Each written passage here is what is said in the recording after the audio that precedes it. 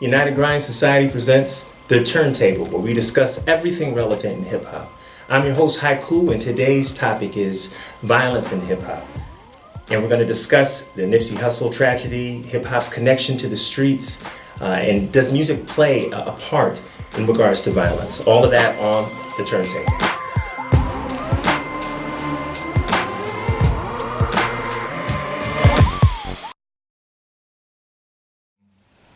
All right, today's topic is a very serious one. We're going to be talking about violence in hip hop, specifically the Nipsey Hussle tragedy.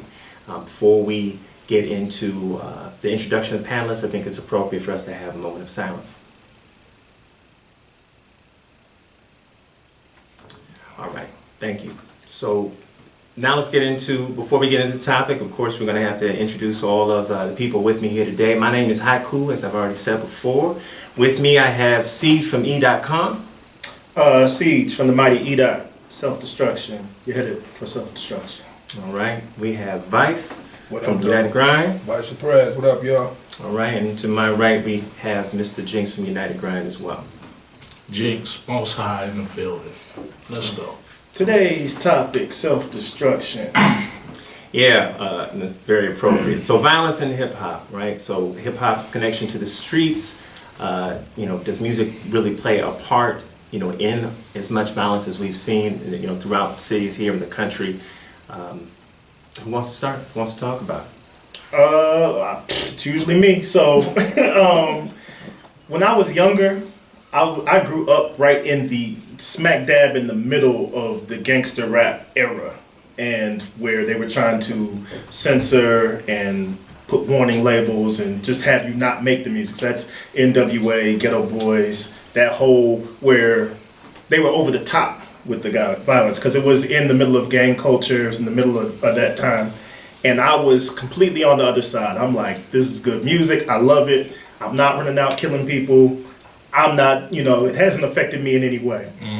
Now I'm a little older, and I'm not going to blame the music, but the music definitely plays a part. I think there's some responsibilities that got to be held there, especially in today's climate where it's pushed in your face more than ever before. Because back in the day, I had to wait for something to come on the radio, or I had to actually be able to buy that product. Now you're so open to anything. You can hear anything at any time, anywhere, which that wasn't the case back then. So people have become desensitized through video games, through movies, television, and music. And that's what I was gonna say. It's the one argument, that's kind of been rehashed over the years. You can't really put hip hop or music period on the chopping block without all those other forms of entertainment as well.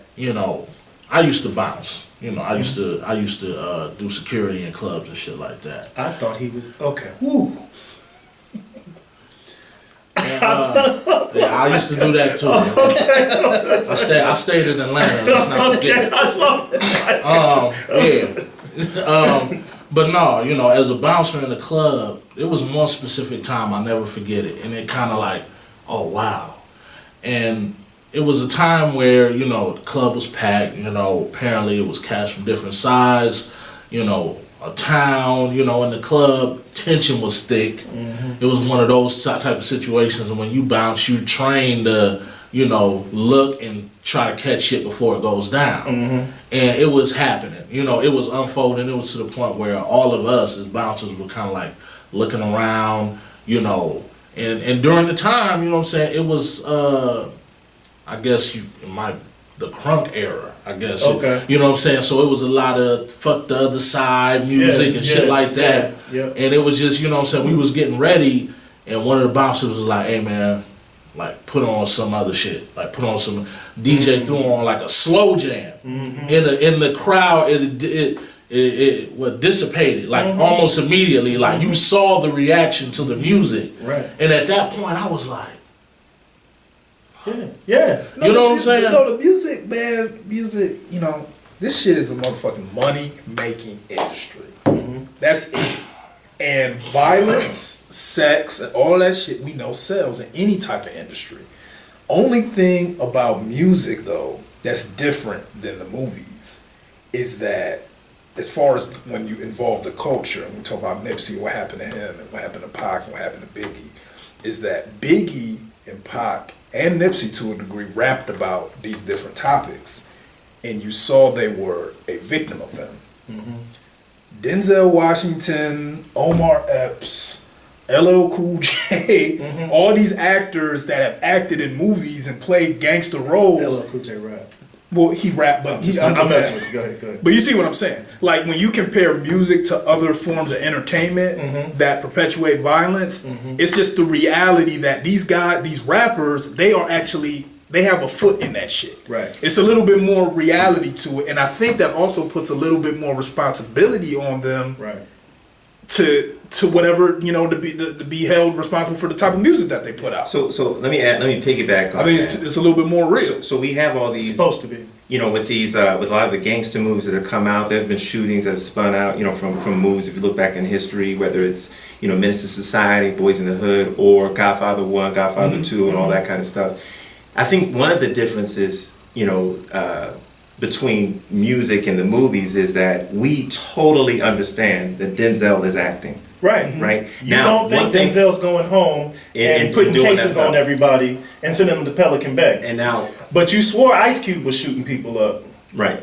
You swore Easy you swore, But my thing is that a lot of these rappers or MCs, all of them ain't doing it. All of them ain't in that. Some of them are, but some of them aren't in that. And at this point, especially if you're making albums and whatnot, they need to make it very, very clear. This is for, entertainment purposes only. And I'm just acting a role. Like, I'm not really doing all that. Because I have more eyes on me now than ever. Then they're I afraid can't that literally do that. I agree. Record companies are afraid that won't sell. That won't sell because that's the problem. Not the problem, They're but that's selling- the dilemma. Because with rap, you're selling a personality more than anything. You're selling a character, A reality. 50 Cent, the Whether character, it's- the gangster, Yes. walking around in a bulletproof vest. You have to sell the fact that he's really a part of that to sell the albums. Do fans bear any weight in I that? don't know. Well, I mean, we gotta keep in mind. 'Cause somebody gotta buy We it. are in a different era right now. Okay. And, I think it's pretty well known that, a lot of the newer, artists, part of this newer generation, are not partaking in half of the shit that they talk about. You know what I'm saying? Right. I mean, you got, your boy Tekashi. I mean, like, it's different. He's paying the and there's consequences for it, though. He's paying the consequences, but he wasn't about that shit. Right. Obviously. Right. He wasn't about it. So it's a difference. I mean, there's just like it's levels to anything. It's levels to street shit. Like, yeah, Biggie was a street cat, you know what I'm saying? He was involved, but he wasn't about that. No, You know what I'm right, saying? right. Pac too. You know what I'm saying? Nipsey, you know what I'm saying? I can't speak on it.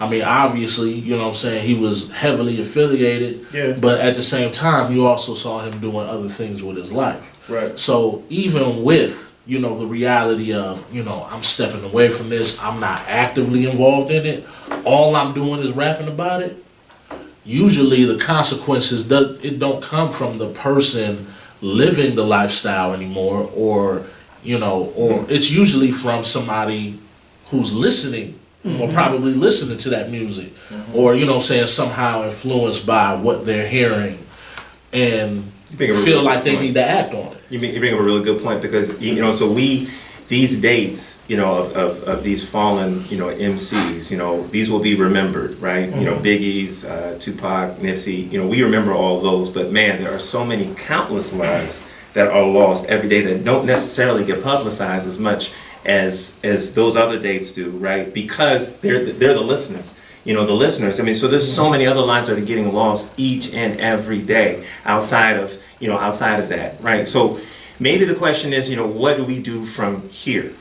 What is the answer? I'm a little bit out the loop. How much violence is there really in music today?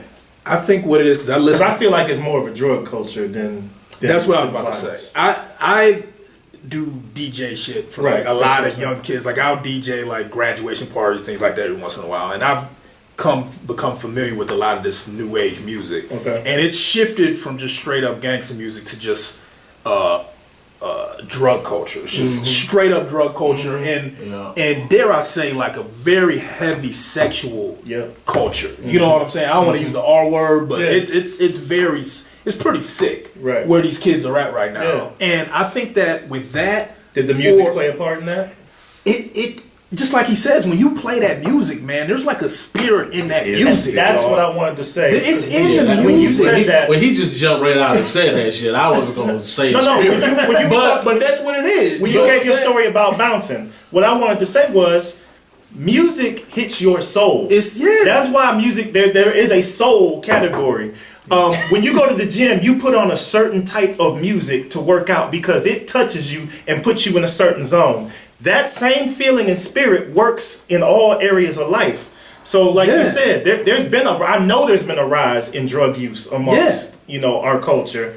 I don't know if it came first or if it came after. I'm willing to bet it came. I'll say this, man. The answer to your question, Haiku, without my opinion, real quick about as far as what we should do from here, I just think that it's always been a lack of responsibility on the artist's end. Like when something happens to one of us, we're all like, we need to unite, peace this. But then you go to their music and then they rapping about what they rapping about. And they're making money off of it. Because at the end of the day, they know they have to make that type of music to make money. Like, T.I. and Game, they're going around talking about unity, this, unity, that. Listen to their music, they talk mad shit. When they were making that music and someone would try to say, yo, your music is doing this, their response would be like, you can't knock my hustle. Yeah, it's a reflection of the streets. Yeah, it's not until it's a tragedy. There has to be some type of a medium. And that's the question with hip hop, and that's the dilemma with hip hop. I'm not trying to point fingers at nobody. Right. I'm just saying that is the question that needs to be answered. So, how do we hold responsibility? Well, I tell you, and still make good, authentic music. I think art is art, right? So, and I certainly want to respect that, being an artist myself, right? And I would hate to sequester anyone's artistic ability. So, although I agree with you, I do agree. Like artists certainly do have a responsibility. I've noticed the way that we write now is completely different than the way we wrote before, right? We're a whole lot more responsible because I'm like, my son can listen to this in years to come. What kind of legacy I want, but I can't. The artists make their own decisions. But what I will say. All right, what I will say is this. The checks and balances are not in place like they used to be. They don't exist. I couldn't listen to... The checks and balances come from the record company. Well, that too, but what I'm saying is this. I'm saying that, my parents wouldn't allow me to listen to certain music in the house. Right. Mm-hmm. And they checked. And they did... maybe they went a little too far, right? Mm-hmm. But I ended up okay. And I would say... Hush. Don't make me... Go ahead, man. Okay? But I will say...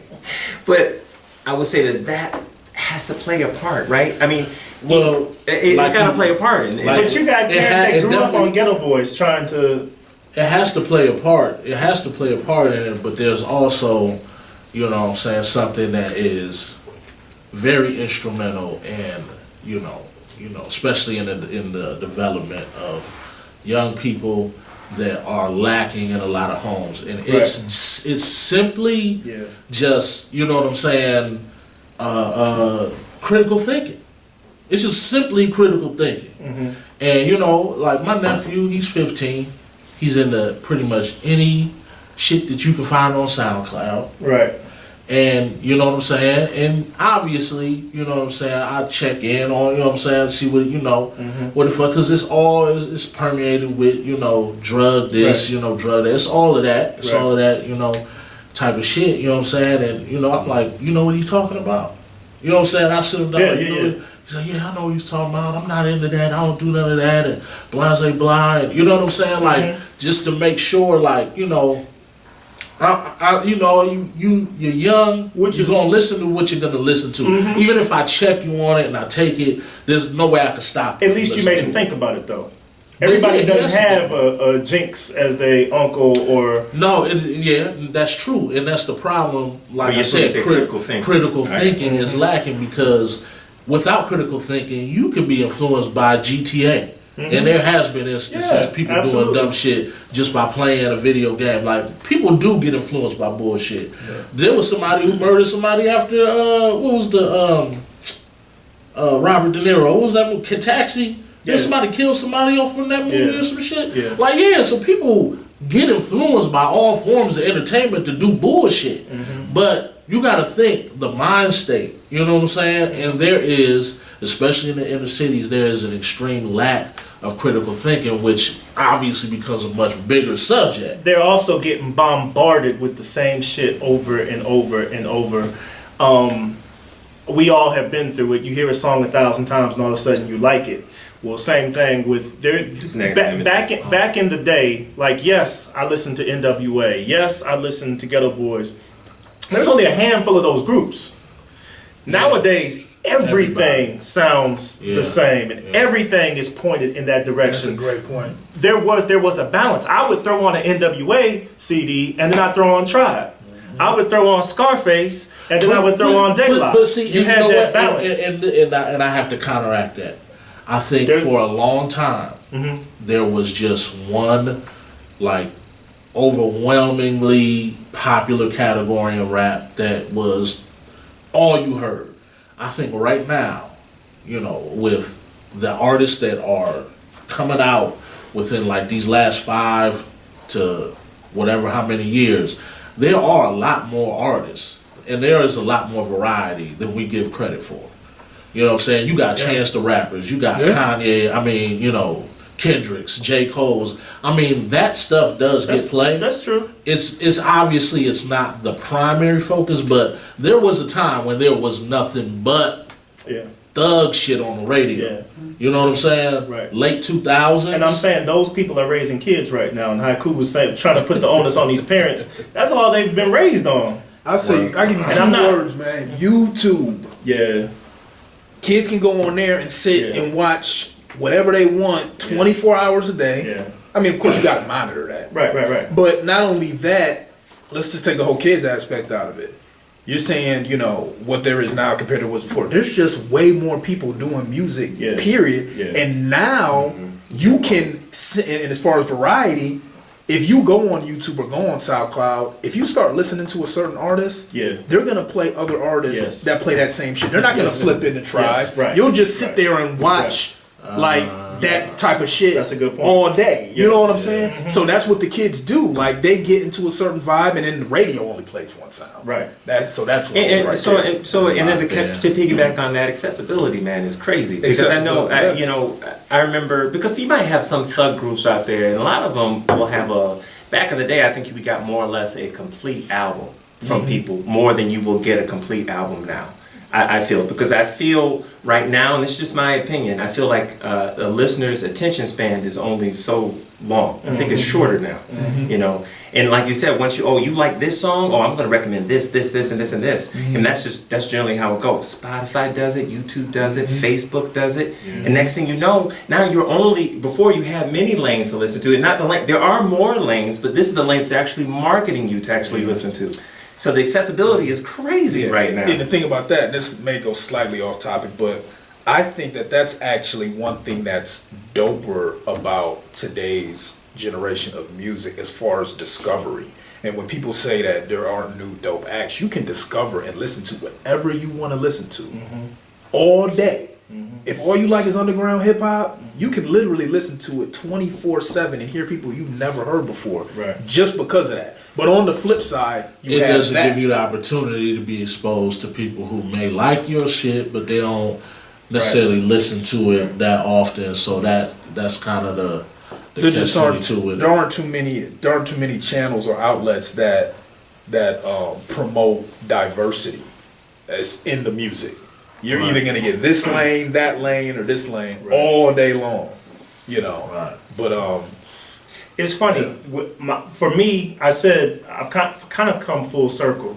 Like, I'm much older now than I was before, but I've always liked the element. I like to think I'm a well-rounded listener to hip hop. I like the thug shit. I like the positivity. I like everything. Nowadays, I almost feel refreshed when I hear a verse from, say, Conway or a new Jadakiss verse, because I don't think people are rapping like that anymore. It's not a whole lot of thug rapping.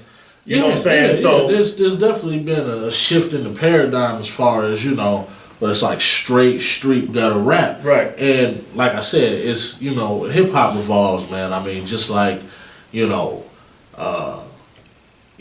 who controls the crown, as far as region is concerned, it goes in circles, and you're gonna have this point in time where thug rap is probably gonna become, the more PC we get, the more motherfuckers gonna wanna listen to thug rap and shit like that. Yeah. You know what I'm saying? It's pretty much the same thing like in the 80s when they were doing the whole, just say no, and there was all this shit, and here comes NWA. Right. You know what I'm saying? Right. So it's gonna happen. Right. And just like the West Coast is gonna have the crown again, you know what I'm saying? Like, it's gonna happen.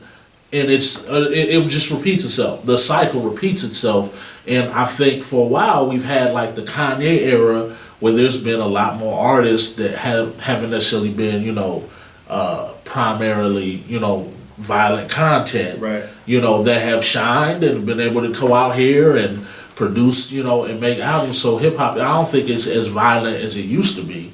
But, like you said, now you're feeling like, damn, that's a good, a good shoot a motherfucker in the face verse. Yes. Yeah, dope. Yes. Right. It almost stands out now. It's an art form. Yeah. And I've never cared about what anybody rapped about as long as they did it dope. How you do it. Yeah. And I think that's I the reason why I think we'd all agree like the 90s is like the golden era, because you had so many different varieties. You had NWA, you had Tribe, you had Fushnikins, all these cats. Yeah. And whatever they did, they respected the art and they did it in a dope way. Right. But I think that, as far as music and its relationship to violence or whatever in the streets, I don't think that music is responsible for violence. I don't think anybody's it's saying strictly that. just a reflection. I don't think anybody's saying that music is yeah. responsible.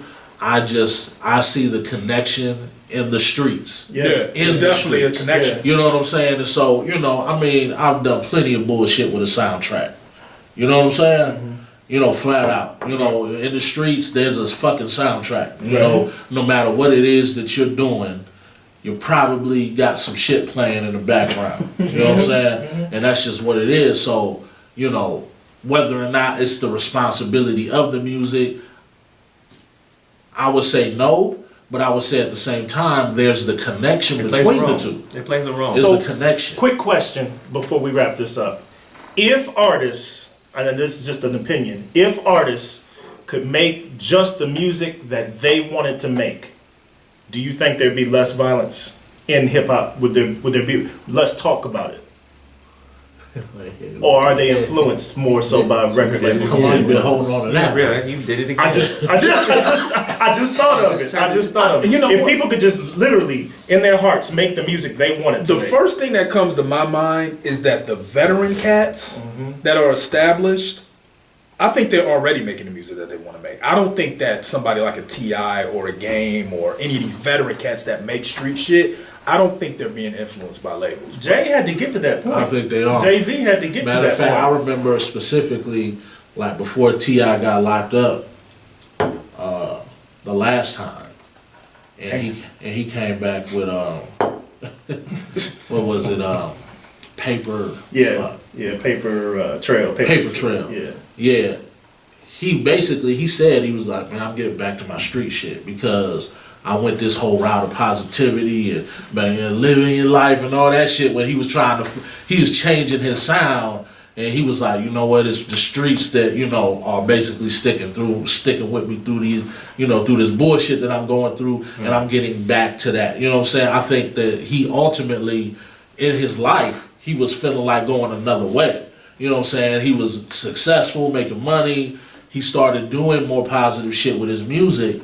And I think it was just that influential, element of the streets that was like, you know what? We ain't feeling this shit. You know what I'm saying? We need you to get back to that shit. You know what I'm saying? And so Dre went through that. Yeah. Dre tried to do a non-gangster album. Oh, yeah. And his wife was like, you better get back to shooting people. You better get back to what? Been there, done that. Right. I think a lot of times artists have switched. I remember Prodigy saying something about, him having to like take his messaging and kind of put it in between the street shit for people. So I think artists have, been heavily influenced just by whatever the sound industry, what people want. Yeah, I wonder if, Because I think Ice Cube eventually did it. When he left NWA, I think Ice Cube from then on, made what he wanted to make. But I think he had to get to that point. Jay-Z talked about if I could be Talib Kweli. If I could be who I wanted to be. Yeah. So even Jay at the pinnacle was talking Hold on. Stop. Reword. No, wait a second. You don't remember that? Sidebar. I remember that, Okay. but you putting words in Jay's mouth. He didn't say he wanted to be Talib Lyrically, Kweli. right, He said lyrically I could be Talib Kweli. Okay. Oh, my bad. Okay. My bad. Let's not have our listeners thinking that I we was about think to go. Jay-Z wants to be a conscious rapper, but he's not. No, I think Jay-Z's making exactly. I'm hitting the table again. Yeah, no, I got Word you. to speed. I got- But no, I think Jay-Z's making the type of music that he wants to make. I think he is. He's in a position to do so. He's in a position to do Yeah. so. It's not about sales no more for this dude. That's what I'm saying. The veteran cats, I think, are all making the stuff that they want to make. No, I disagree with that. I think the veteran cats that don't need money are making music they want to make. The veteran cats that need to make money, I think, are totally different. Give me an example. Who you talking about? Shoot, look, I don't know what their Fat Joe or financial somebody like situation. that? I don't know what their Busta financial Rhymes? situation is. I think Busta Rhymes is a perfect example of somebody who's not making music he wants to make.